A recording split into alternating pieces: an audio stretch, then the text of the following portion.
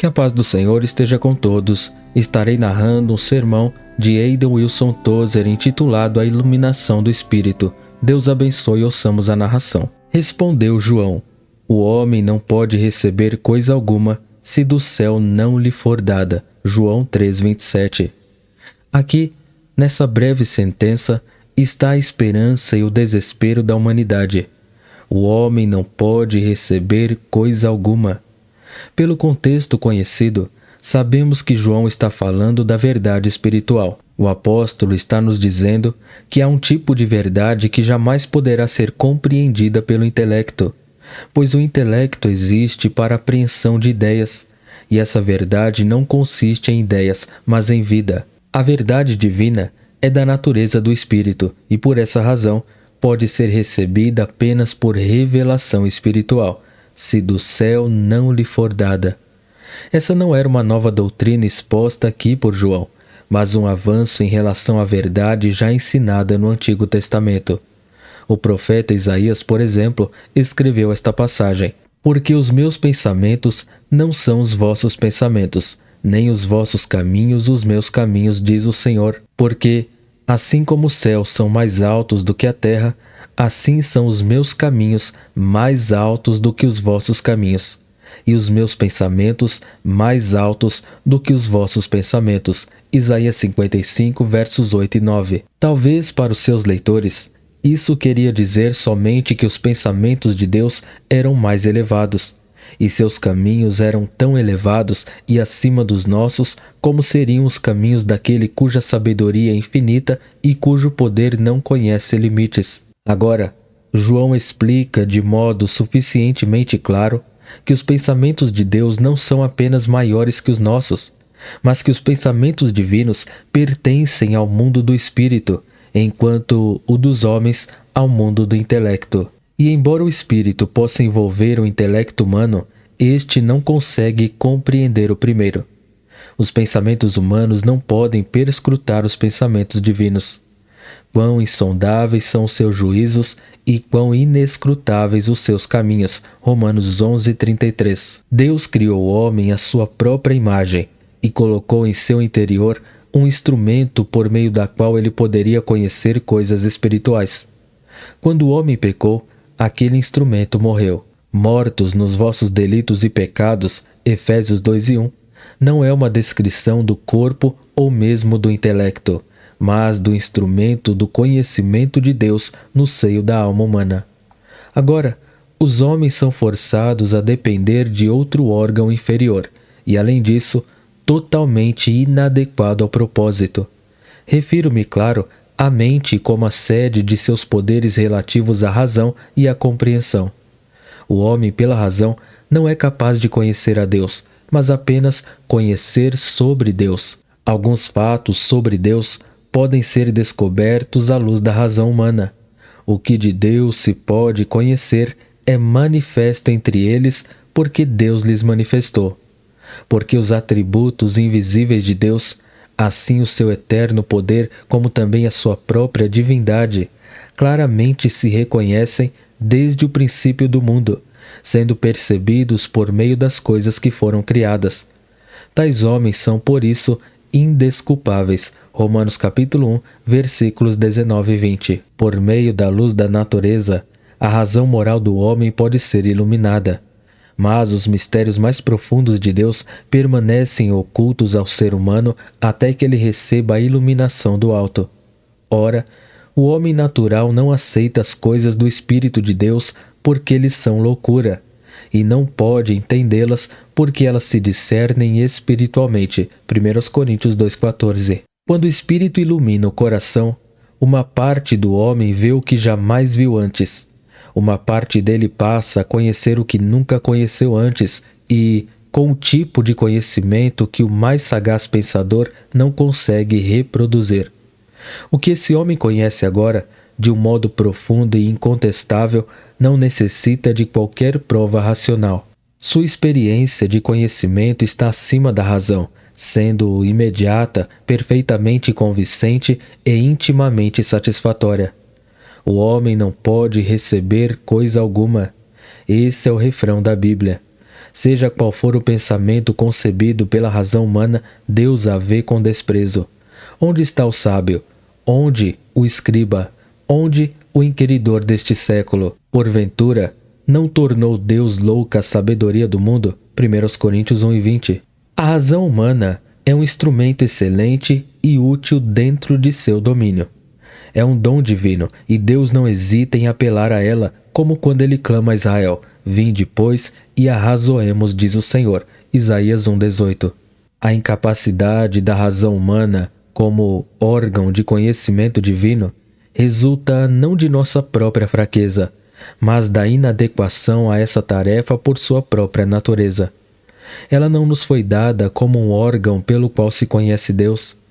A doutrina da incapacidade da mente humana e da necessidade de iluminação divina é tão plenamente desenvolvida no Novo Testamento que chega a ser surpreendente o quanto nos desviamos dela. O fundamentalista tem permanecido distante do liberal em sua autoconsciente superioridade e, por conta própria, tem incorrido no erro do textualismo, que é simplesmente a ortodoxia sem o Espírito Santo.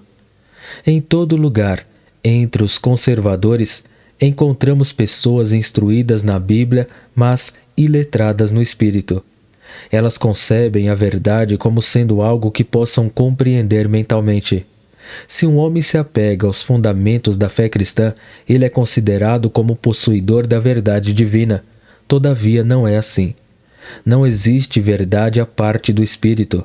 O intelecto mais brilhante pode ser obtuso quando confrontado com os mistérios de Deus. Para um homem compreender a verdade revelada, é preciso um ato de Deus igual ao ato original que inspirou o texto.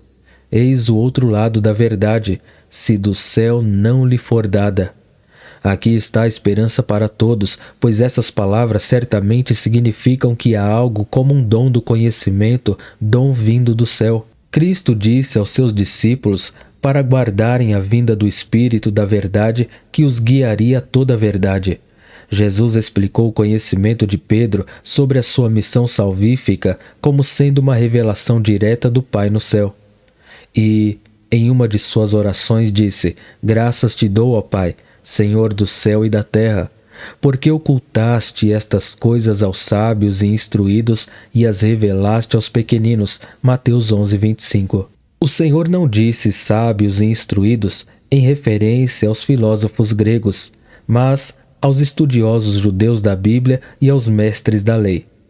Essa ideia básica da incapacidade da razão humana como instrumento de conhecimento de Deus foi plenamente desenvolvida nas cartas de Paulo. O apóstolo, de modo cristalino, descarta qualquer faculdade natural como instrumento para a descoberta da verdade divina e nos declara impotentes sem a ação do Espírito. Nem olhos viram, nem ouvidos ouviram, nem jamais penetrou em coração humano o que Deus tem preparado para aqueles que o amam. Mas Deus no-lo revelou pelo Espírito, porque o Espírito a todas as coisas perscruta, até mesmo as profundezas de Deus. Porque qual dos homens sabe as coisas do homem, senão o seu próprio Espírito que nele está? Assim também as coisas de Deus, ninguém as conhece senão o Espírito de Deus. Ora, nós não temos recebido o Espírito do mundo, e sim o Espírito que vem de Deus. Para quê? Para que conheçamos o que por Deus nos foi dado gratuitamente.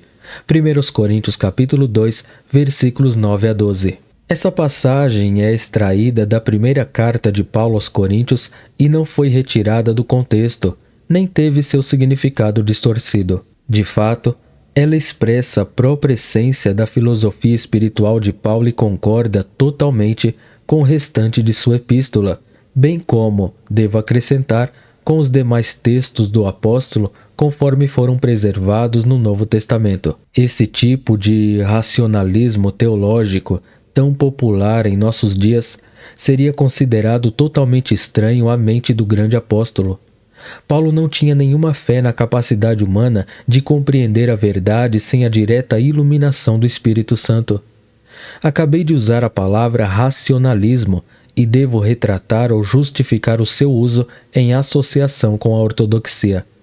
Em relação à segunda opção, não devo ter problema em fazê-lo, pois o textualismo de nosso tempo tem por base a mesma premissa do racionalismo tradicional, ou seja, a crença de que a mente humana é a suprema autoridade no julgamento da verdade. Ou, expressando de outra forma, é a confiança na capacidade da mente humana em fazer aquilo para o que ela jamais foi criada, conforme declara a Bíblia, e, consequentemente, a mente é totalmente incapaz de fazê-lo.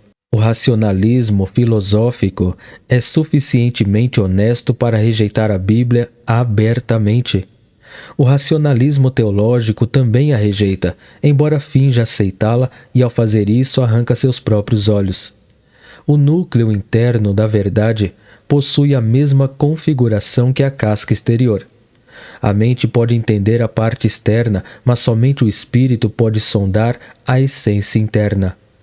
Nosso grande equívoco tem sido de confiar na casca e crer que a nossa fé é sólida porque somos capazes de explicar a forma exterior da verdade como encontrada na letra da palavra. Como resultado desse erro mortal, o fundamentalismo está lentamente morrendo. Temos esquecido que a essência da verdade espiritual não pode ser vista por aquele que conhece apenas a superfície externa da verdade, exceto se houver primeiro uma miraculosa operação do Espírito no coração. Aquela atmosfera de deleite religioso que acompanha a verdade revelada pela iluminação do Espírito está ausente na igreja atual. Aqueles vislumbres arrebatadores da pátria celestial são raros e débeis.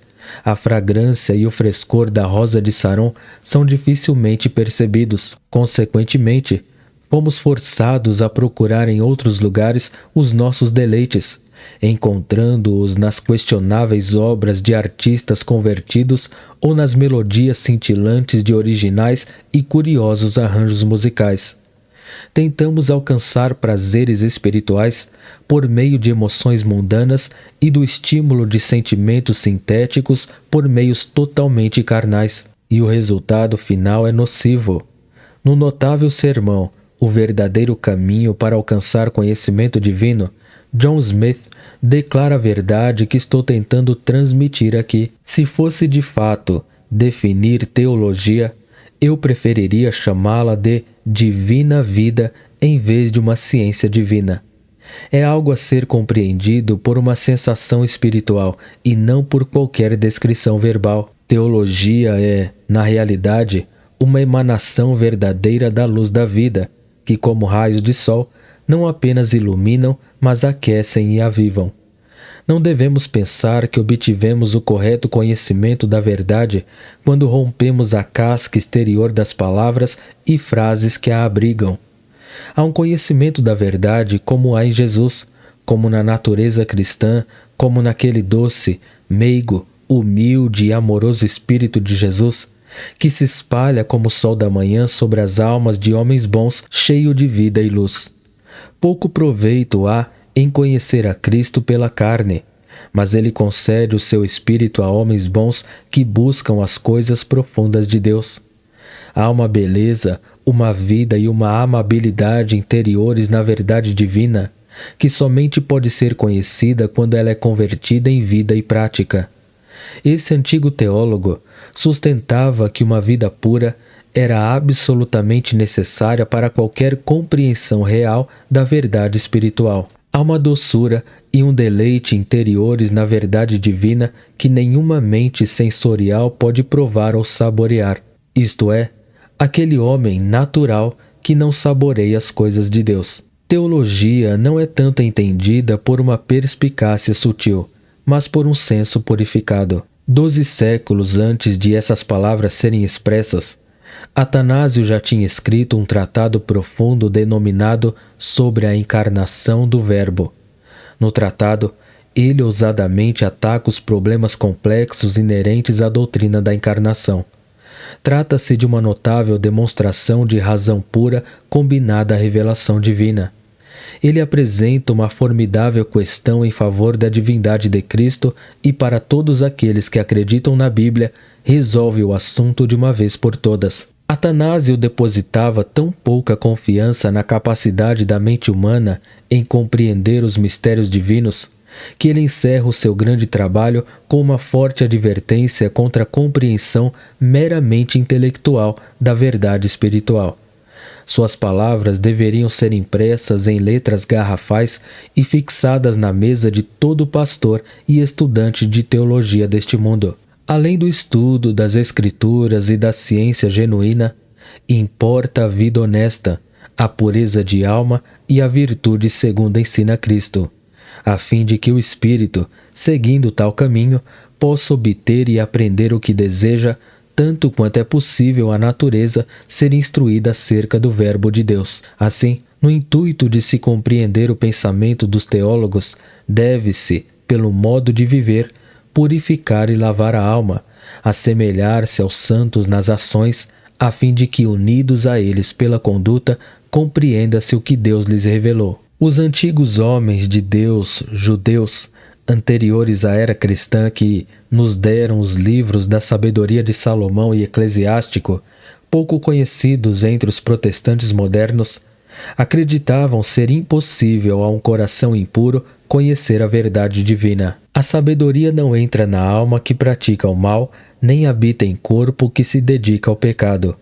O Espírito Santo Educador foge da fraude e se afasta dos pensamentos sem sentido, e é rejeitado quando chega a injustiça. Sabedoria de Salomão, capítulo 1, versículos 4 e 5. Esses livros, juntamente com o familiar livro de Provérbios, ensinam que o verdadeiro conhecimento espiritual resulta de uma visitação da sabedoria celestial, um tipo de batismo do Espírito da Verdade que sobrevém aos homens tementes a Deus. Essa sabedoria está sempre associada à retidão e à humildade, jamais sendo encontrada a parte da piedade e da verdadeira santidade de vida. Cristãos conservadores nos dias de hoje estão tropeçando nessa verdade. Necessitamos reexaminar toda a questão. Precisamos aprender que a verdade consiste não na doutrina correta somente, mas na doutrina correta em conjunto com a iluminação interior do Espírito Santo. Um retorno à pregação dessa verdade vital poderia resultar em uma refrescante brisa de Deus sobre essa embolorada e sufocante ortodoxia. Amém. Deus abençoe a todos. Não se esqueçam de se inscrever no canal, ativar o sino, curtir e compartilhar o vídeo para que o canal cresça e mais pessoas sejam abençoadas e edificadas.